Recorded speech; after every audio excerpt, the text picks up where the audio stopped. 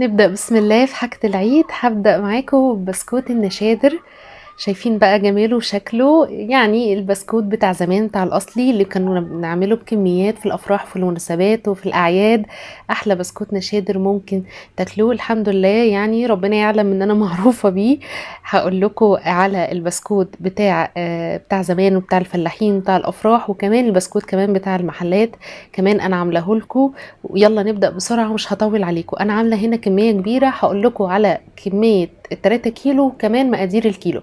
هكتبها لكم كلها تحت الفيديو في صندوق الوصف.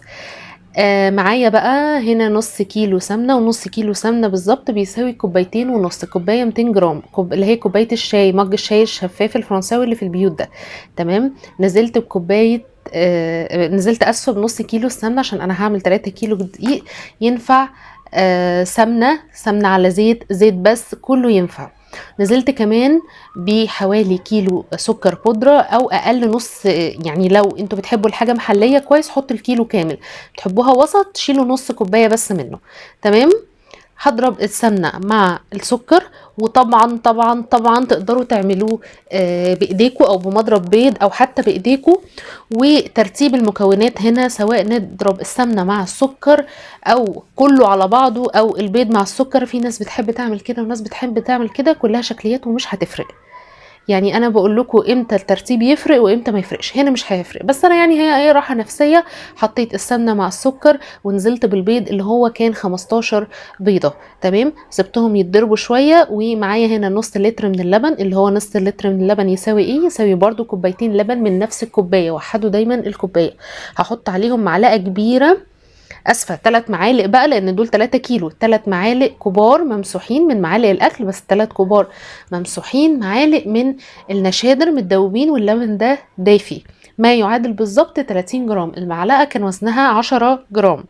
اديتهم ضربه، وبغير المضرب اللي هو الويسك او مضرب البيض ده، وحطيت المضرب الكف لو هتستخدموا العجان. وهنزل ب3 كيلو دقيق مره واحده عادي مفيش مشكله، بس هشيل منهم شويه صغيره للامان واشوف هيحتاجوهم ولا لا.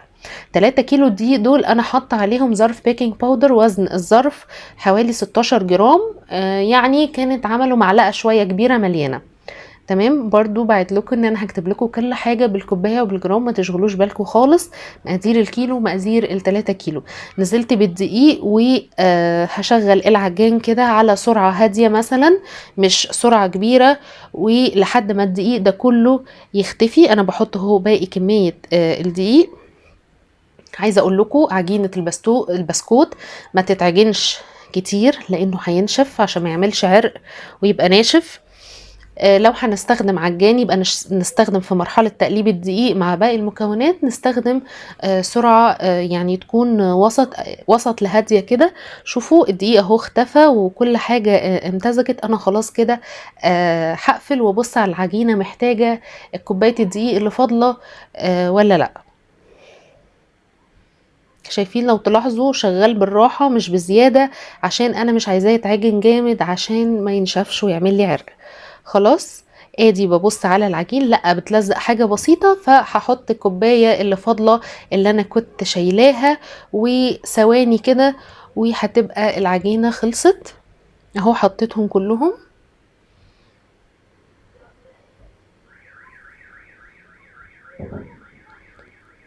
هشغل بقى دلوقتي على سرعة برضو بسيطة، مثلا 2 أو 3، لحد ما الدقيق ده يختفي، وخلاص على كده.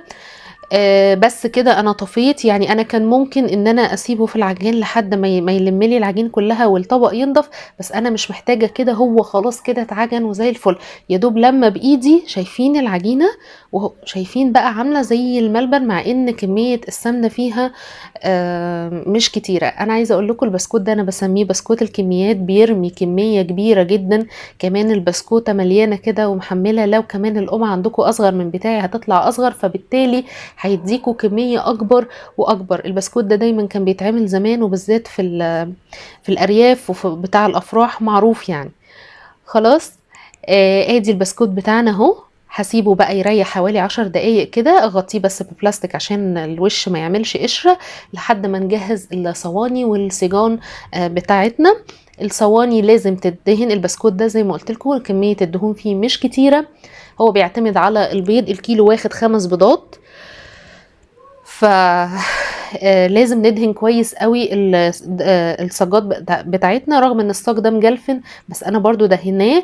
بنستخدم القمع ده، القمع اللي هو زي شبه بلح الشام ده. بناخد بقى الحجم البسكوتة اللي احنا عايزينها ونمطها كده ونديها لفة. شايفين؟ لو البسكوتة حاسين انها طالعة تخينة شوية ادوها مطة كده وبعدين لفوها. كمان ما تملوش المكنة عجين عشان البسكوتة ما تطلعش تخينة. بيدخل على درجة حرارة 170، بياخد من ربع لتلت ساعة بالظبط، وادي شكله لما بيطلع. لو عندكم مروحة شغلوها بحيث توزع الحرارة وتاخد لون حلو من فوق لتحت. مفيش ما ياخد لون حلو من تحت كده ذهبي اشقر، نشغل الشواية على درجة هادية ونبقى واقفين جنبه لحد ما ياخد لون حلو. سألتوني قبل كده ان كان ينفع في فرن البوتاجاز ولا لا. ينفع جدا، وده معمول في فرن بوتاجاز مش فرن خبيز. وادي شكله. شايفين الكمية اللي رماها 3 كيلو ما شاء الله.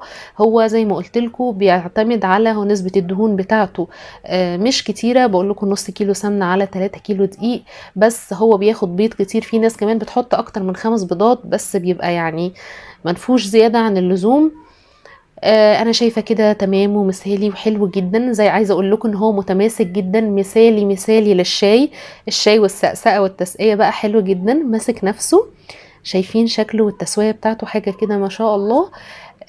كمان هوريكم دلوقتي الفرق بينه وبين بسكوت النشادر بتاع المحلات، وانا عاملاه لكم واحطه لكم تحت مع المقادير في لينك صندوق الوصف لو حابين تشوفوه، وهيظهر لكم في اخر الفيديو. شايفين البسكوته ما شاء الله، يعني رغم انها يعني منفوشه كده لكن ملهاش وزن وناعمه وبتتفرك اهي، وجميله ومتماسكه جدا. عايزه اقول لكم الكميه دي وكان في كمان اكتر من كده. بعد ما يبرد ويهدى زي ما انتوا شايفين لازم يتحط في علب، يتشال في العلب البلاستيك اللي هي محكمة الغلق دي اللي بكليبسات عشان ما يرطبش. وده شكله هو من جوه ما شاء الله، حاجة كده تحفة ومقرمش جدا. كمان انا بوريهولكوا اهو من جوه، بوريكم ان هو محتفظ بالرسمه بتاعته. اوعوا تكتروا النشادر، اوعوا تكتروا البيكنج باودر عشان ما يفرش ويحتفظ بشكله. اتكلمنا في ايه تاني؟ قلت لكم على التسويه نسويها ازاي. العلب دي بتبقى لطيفه جدا لو انتوا عايزين تهادوا حد. ده بقى البسكوت بتاع النشادر بتاع المحلات، ده مختلف عن البسكوت البلدي الفلاحي اللي احنا عملناه دلوقتي. البسكوته بتبقى وزنها خفيف زي ما انتوا شايفين، ونسبه الدهون فيها اكتر، وبتبقى بتدوب كده. يعني هو شوفوه واحده وقعت مني اتكسرت، هي بتبقى بتدوب كده.